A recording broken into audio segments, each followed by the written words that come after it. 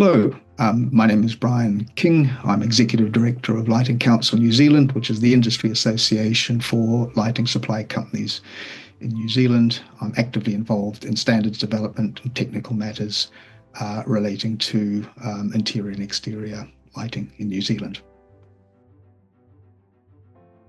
The appropriate use of artificial lighting at night is a hot topic in New Zealand, much more so than in Australia. What is driving the growing interest in this topic? Well, it certainly is a hot topic, and it's a multifaceted issue in New Zealand. We certainly have a strong advocacy from astronomical lobby groups and ecological lobby groups for flora and fauna, plants and animals, who are actively engaged in negotiations with the local councils, government agencies, etc., in their own area. But I find some Australians I speak to are quite surprised by this. But we have a very strong astrotourism industry in New Zealand, particularly in the South Island, and that is a very strong commercial driver of preservation of not just astronomical, not just the night sky, but also the surrounding areas, surrounding elements such as your water, land use, and the like, driving ecotourism from an economic point of view and attracting people from different parts of the world, particularly the more populated parts of the Northern Hemisphere, to admiring the night sky, the astronomical phenomena, and plants and animals and the rest of it. And that has a very strong flow through, as you can imagine, through to the hospitality industry, restaurants, hotels, taxi drivers, bus tour companies, and all the rest of it. So it is not just an environmental push; it's also a very strong economic, employment, and community well-being push, particularly in more remote regions. The New Zealand government's response to a prominent petition on artificial lighting at night was regarded as pretty disappointing by many advocates.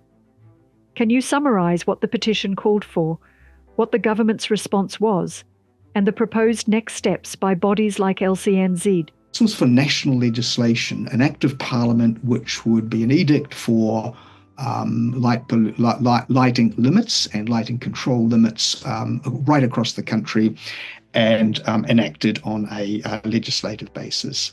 Lighting Council's approach was that we already have council-based regional regulation for outdoor light at night controls, which usually cite the ASNZS 1158 series of road and public lighting standards, as well as the ASNZS 4282 standard for obtrusive light.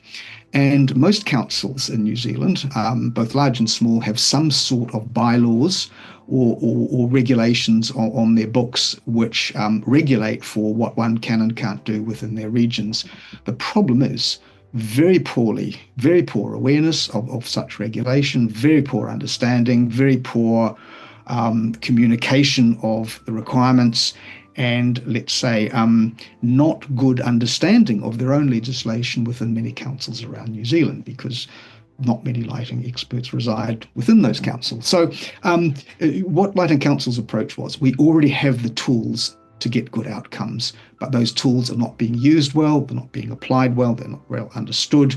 And what we need, rather than national legislation, which is an expensive and long-term, a long-winded approach to get there, is we need to sharpen up what we've got already and better communicate, better educate. And so, in other words, we already have the tools, we just need to learn how to use them better. And that was the basis of Lighting Council's lobbying. And the recommendations were a multi-stakeholder consultation workshop needs to be organised to get the right people around the table, rather than just polarised viewpoints and interests, all speaking within their own echo chamber.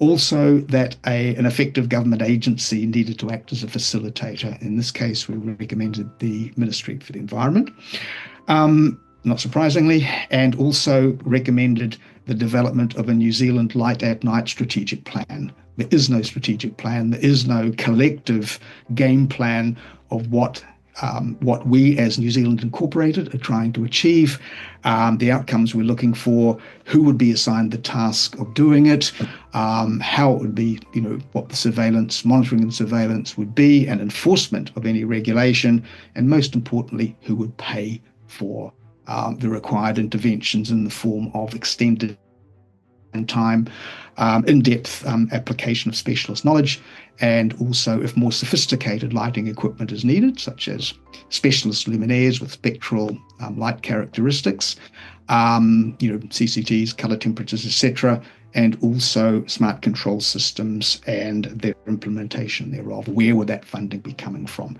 That was Lighting Council's push. What emerged from that is the Select Committee, Parliamentary Select Committee, closed the consultation period and came back with a report a few months later with 3 recommendations, recommending that the government does intervene in this process to improve light at night outcomes. Also, that this work should start immediately, and also that a set of national guidelines, not legislation, but guidelines should be formulated on a multi-party basis in order to agree from all the different appropriate constituents on what should be done, and then subsequently implement that. So that was basically not what initially was being lobbied for, legislation, but a firm vote in favour of regulation that could be applied on a mandatory basis within various regions around New Zealand on a multifaceted basis to cope with different types of requirements, urban to rural to national parks and all that sort of thing. And anyway, the government response came back earlier this month, on the 4th of March to be exact, with let's say, an underwhelming response. The government essentially said that they weren't going to do anything. It said that we currently have the Resource Management Act under consideration for major overhaul. There are also many other requirements of government legislators to invoke at the moment on the basics of the usual suspects: housing, education, healthcare, etc. And this was somewhat down the list of priorities, but also said it was, on a much more positive note, it said it was investigating the requirements for New Zealand to become a nationally accredited as a dark sky, international dark sky nation. So essentially, most people read this, including Lighting Council, and said, oh, the government are absenting themselves from this for now. They didn't say forever, but they said for now, nothing too much is going to happen. Nothing at all is going to happen from them in the short term. But there was sort of hope for the future, whenever that might be.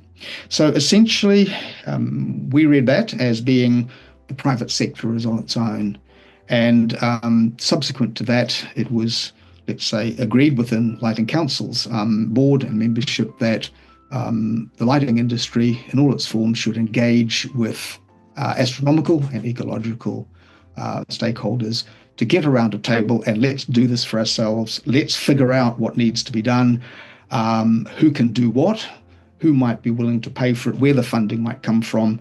So let's look at raising the bar in terms of improved light at night outcomes, stepping aside from, let's say, any hope of central government intervention at this point.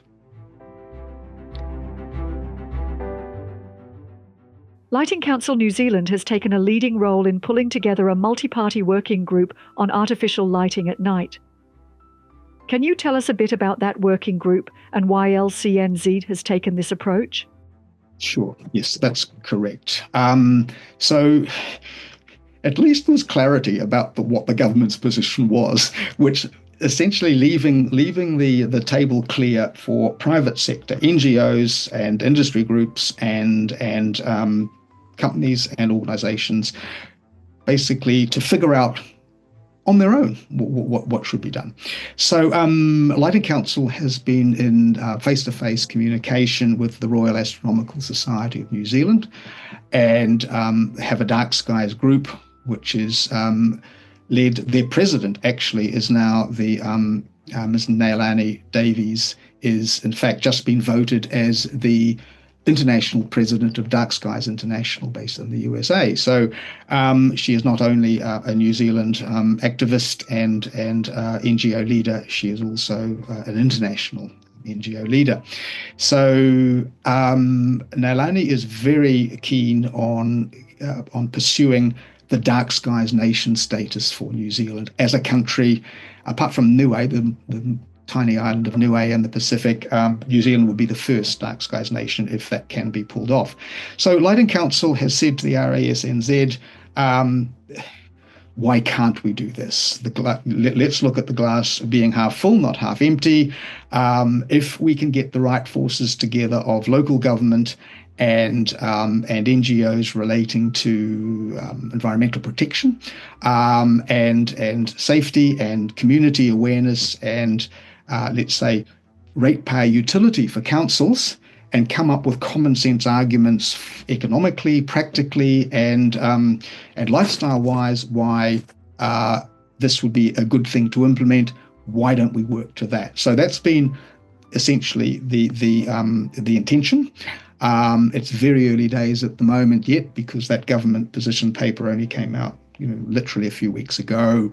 So the barriers between the astro and eco communities and the lighting industry profession in a general sense used to be, let's say, highly compartmentalized, and both parties had very little to do with each other if they could work it that way. That is no longer the case in New Zealand.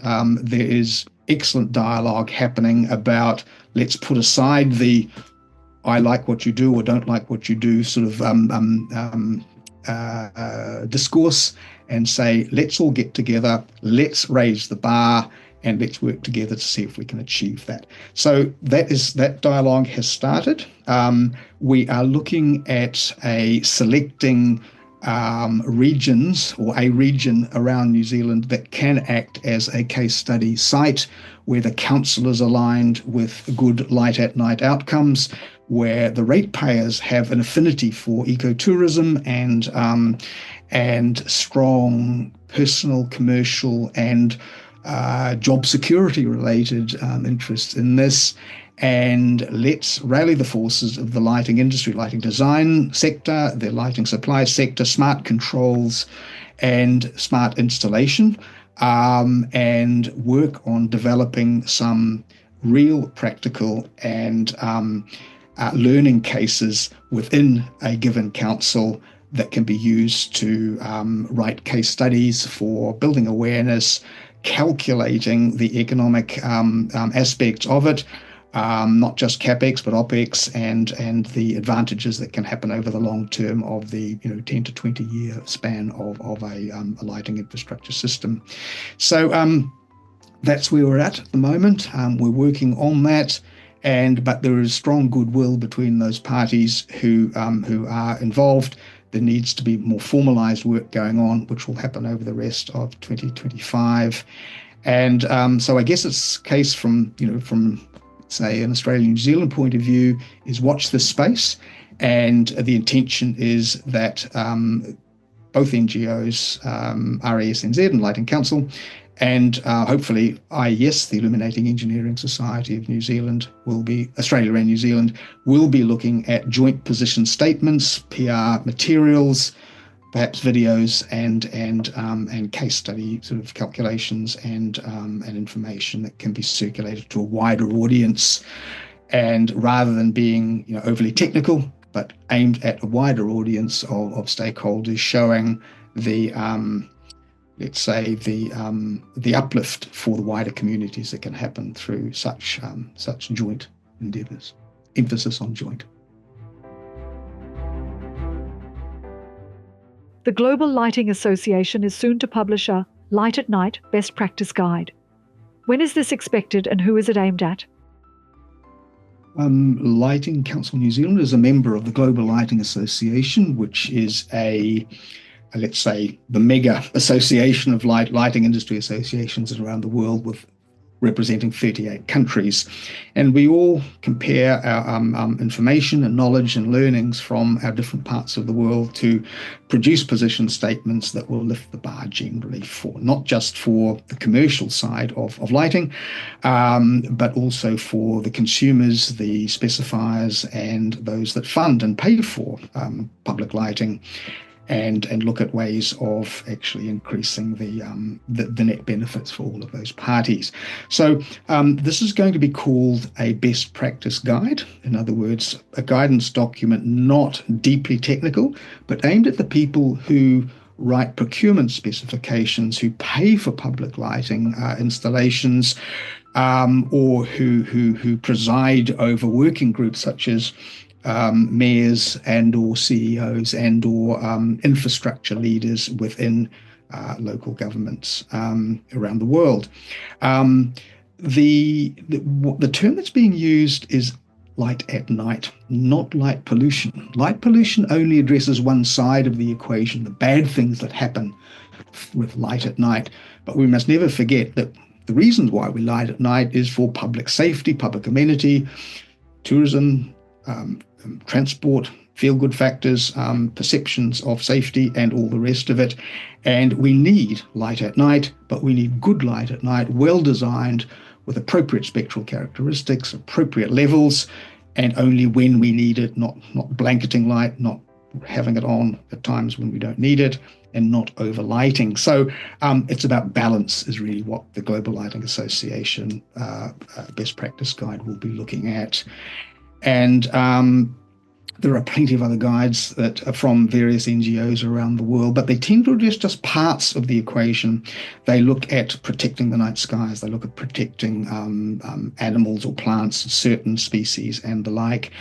And they sometimes only look at the responsibilities of the lighting suppliers, lighting designers, lighting engineers, and lighting equipment suppliers, whereas the GLA, the Global Lighting Association Guide, is going to also hopefully well articulate the responsibilities of those on the procurement side, the responsibilities of the councils when they buy street lighting, when they buy lighting infrastructure, what responsibilities also rest upon their shoulders in terms of good outcomes, and the need to provide their ratepayers, taxpayers and constituents with appropriately balanced outcomes, not ones which are just the lowest cost or the lowest first cost, not just the ones that aspire to minimum standards of safety or minimum standards of environmental protection. It's trying to get the right people around the table from varied backgrounds to haggle over the balance between all those factors